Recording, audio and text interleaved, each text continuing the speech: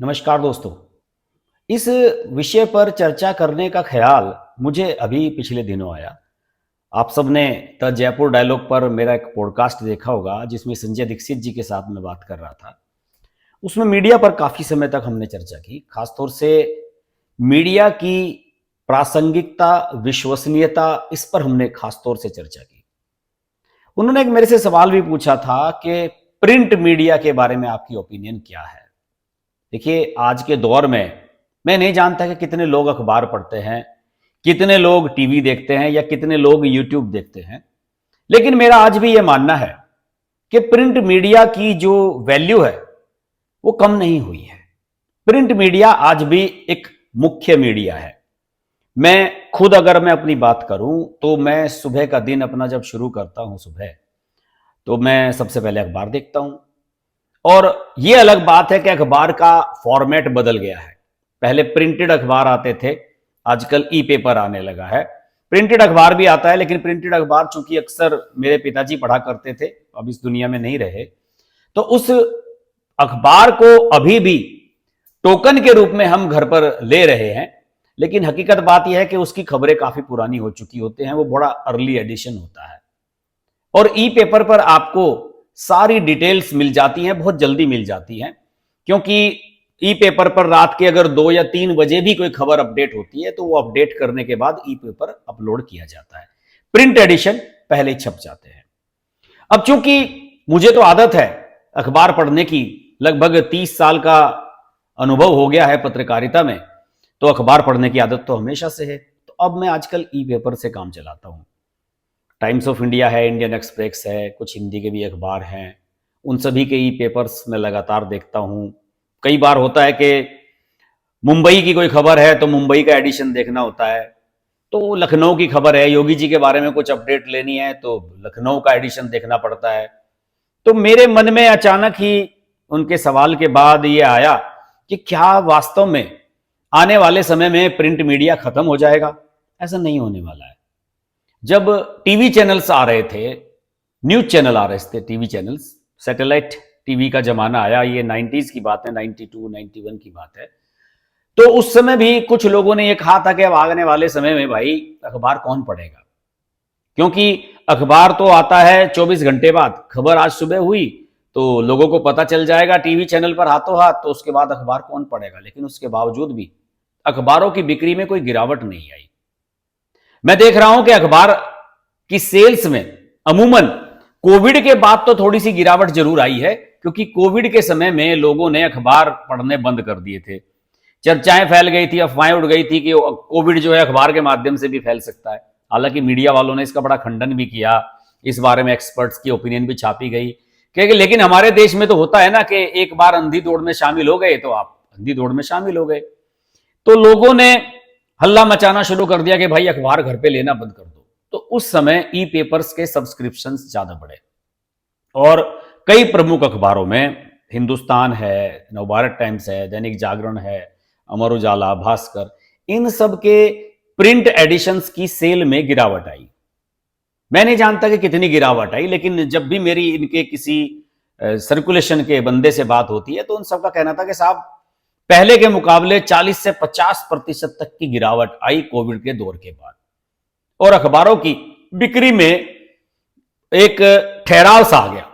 पहले ये होता था कि हर साल अखबारों की सेल्स बढ़ाने के लिए अखबार वाले बड़ी बड़ी स्कीम चलाया करते थे, योजनाएं चलाते थे, कूपन वाली स्कीम आती थी, खासतौर से जब एबीसी का सर्वे होना होता था, ऑडिट ब्यूरो ऑफ सर्कुलेशन जिसको कहते हैं, तो उस समय सभी अपनी कॉपीज बढ़ाने की कोशिश करते थे। क्योंकि अगर आपकी कॉपीज बढ़ रही हैं, आपकी प्रिंट एडिशन का सर्कुलेशन बढ़ रहा है, तो फिर आपको विज्ञापन उसी आधार पर मिलते हैं। जो विज्ञापन एजेंसियां हैं वो आपको विज्ञापन उसी आधार पर देती हैं, उनका एडवर्टाइजिंग का रेट बढ़ जाता है, ये सब चीजें होती हैं।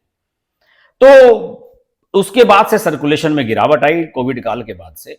लेकिन विश्वसनीयता में मुझे लगता है कि अभी भी प्रिंट मीडिया के कोई गिरावट आई नहीं है। अलबत्ता दबाव बनाया है हमारे जैसे लोगों ने न्यूज चैनल्स पर, यूट्यूबर्स और सोशल मीडिया पर जो कम्युनिटी आई है, जो लोग आए हैं, उन लोगों ने अपनी एक फ्रेश ओपिनियन जनता के सामने रखी है।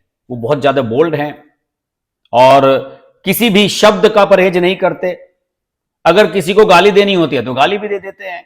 हालांकि मैं इस उचित नहीं मानता, मैं अपनी वीडियोस में कभी इस तरह की भाषा का इस्तेमाल नहीं करता, लेकिन कुछ लोग हैं, कुछ यूट्यूबर्स हैं, गाली गलौज करना जिनकी आदत है, उनके जो थंबनेल्स होते हैं उसमें भी गालियां होती हैं और लोग उन्हें देखते भी हैं। अखबारों में ऐसा संभव नहीं था या न्यूज चैनल में ऐसा संभव नहीं था।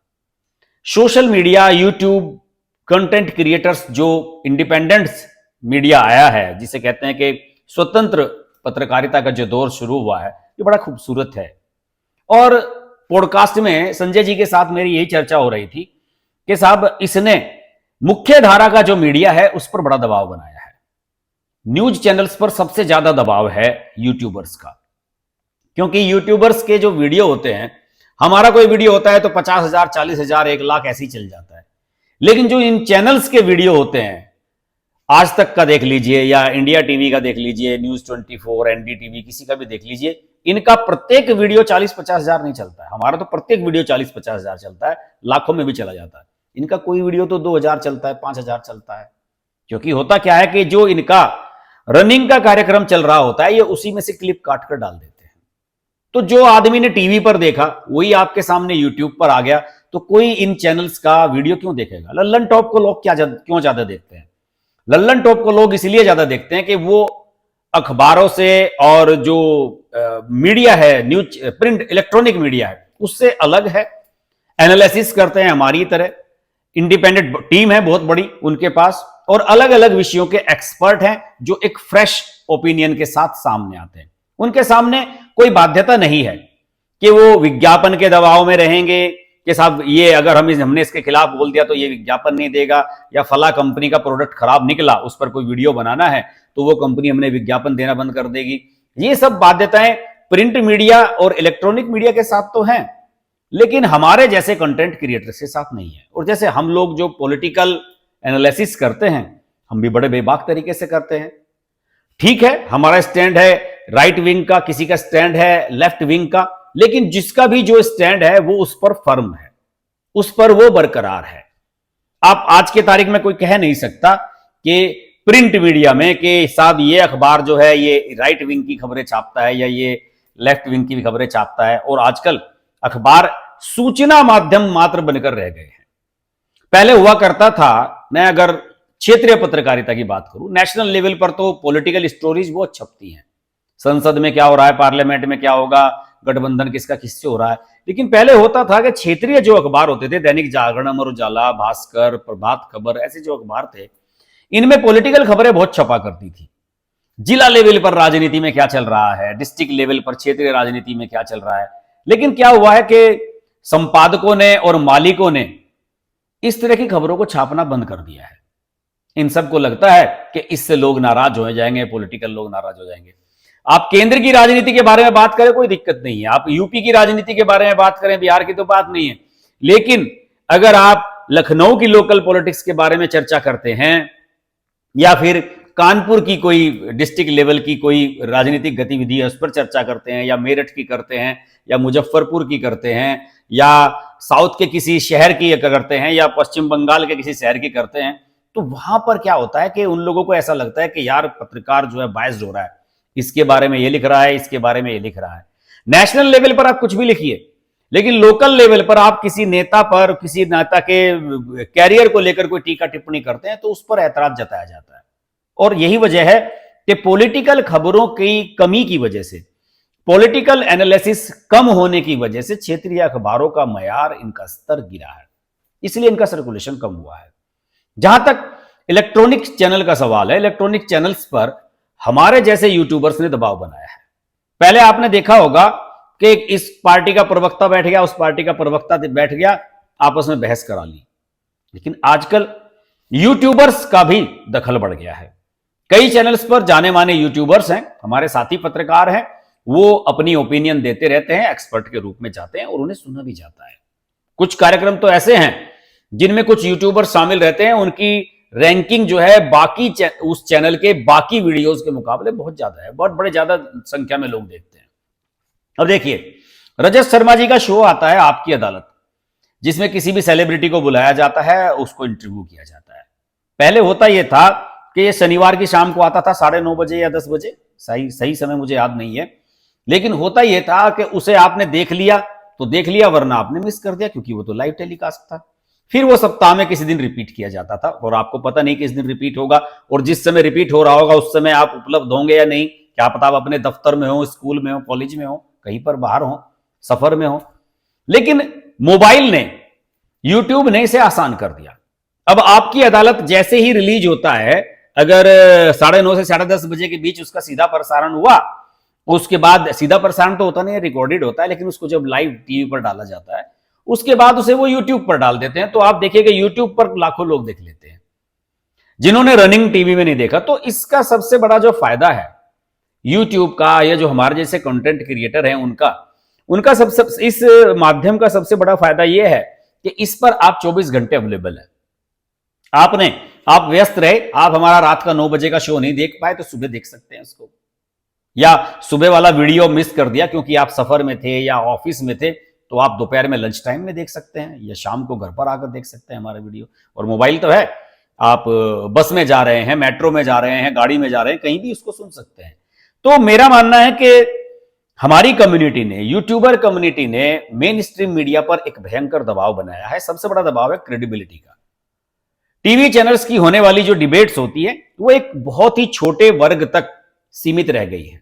अब सब लोग हमारे जैसे कंटेंट क्रिएटर्स की फ्रेश अप्रोच वाले वीडियोस देखना चाहते हैं, जिसमें बेबाक तरीके से किसी भी चीज का विश्लेषण किया गया हो, ऐसी चीजें भी बताने की कोशिश की गई हो जो बहुधा आप टीवी चैनल्स के एनालिसिस में या कवरेज में नहीं देख पाते। टीवी चैनल की कवरेज आजकल, अब देखिए नरेंद्र मोदी जी अभी आरएसएस के मुख्यालय गए तो उनकी कवरेज सीमित यहां तक की कि मोदी जी ने अब यहां पर श्रद्धांजलि दी, अब हेडगेवार को श्रद्धांजलि दी, अब अम्बेडकर को दी, अब माधव नेत्रालय का उद्घाटन किया, यहां तक सीमित रहती है। लेकिन हमारे जैसे लोग उसके कई पहलुओं पर चर्चा करते हैं कि मोदी जी इस विषय पर भी चर्चा शायद मोहन भागवत से करके आए हो, इस विषय पर भी चर्चा हुई हो। तो ये जो एक फ्रेश ओपिनियन है, ये किसी भी इलेक्ट्रॉनिक टीवी चैनल्स पर, न्यूज चैनल पर आपको देखने के लिए नहीं मिलती। और यही वजह है कि हमारे जैसे मीडिया वालों ने, खासतौर से जो यूट्यूब पर कंटेंट डाल रहे हैं, उन्होंने दबाव बनाया है मुख्य मीडिया पर। और आज की तारीख में अगर मैं ये कह दूं कि हमारे जैसे यूट्यूबर ही मुख्य मीडिया है, तो इसमें कोई दो राय नहीं। अभी आपको ये पिछले दिनों में मुंबई गया था, तो वहां पर आनंद बख्शी जी गए, जो जाने माने गीतकार हैं, उनके घर जाना हुआ। आनंद बख्शी साहब तो इस दुनिया में नहीं रहे, लेकिन उनके बेटे ने मुझे बुलाया था, हम गए उनके घर पर, उनका इंटरव्यू भी हमने ग्लोबल हर्ष पर डाला है, आप उसको जरूर देखिए। और उन्होंने ये कहा कि हर्ष जी, मेरे घर पर टीवी चैनल नहीं है, मैं तो आजकल जो यूट्यूब पर चीजें देखता हूं, मैं आप लोगों को देखता हूं, आप लोगों को सुनता हूं, और यही वजह है कि मेरे घर पर टीवी नहीं है। यानी कि ठीक है, वो टीवी में भी देखी जा सकती है यूट्यूब, लेकिन मुझे लगता है कि मोबाइल में और लैपटॉप में वो देख लेते हैं, दैट इज एनफ। तो मेरा मानना है कि साहब, हम लोगों ने इतना काम तो जरूर किया है कि हमने विश्लेषण की गहराई, विश्लेषण के स्तर को ऊंचा उठाया है, और साथ ही साथ electronic TV channel, news channels पर एक भयंकर दबाव बनाया है कि अगर आप अपनी विश्वसनीयता बरकरार नहीं रखेंगे, अगर आप खुलकर नहीं बोलेंगे, तो फिर आपकी टीआरपी में गिरावट उसी तरीके से आने वाली है जिस तरीके से अखबारों की बिक्री में कमी आई है। तो आज के ब्लॉग में इतना ही। अगर ये मेरा वीडियो आपको अच्छा लगे तो प्लीज इसको लाइक कीजिए, शेयर कीजिए, और अगर आप इस तरह के और वीडियो भी देखना चाहते हैं मेरे, तो कमेंट बॉक्स में अपना कमेंट जरूर लिखिए कि मैं किस विषय पर आपसे चर्चा करूं। आपसे फिर भेंट होगी, तब तक के लिए नमस्कार। Hi, this is Pooja Bedi, and I'd like to say that I'm deeply grateful to Harsh for his wonderful, wonderful and courageous reporting, and the fact that he always stands up for what he thinks is right. Thank you, Harsh, for all the support and all the love, and rock on. Everyone who's watching this, don't hesitate to press the like, share, subscribe button on his channel.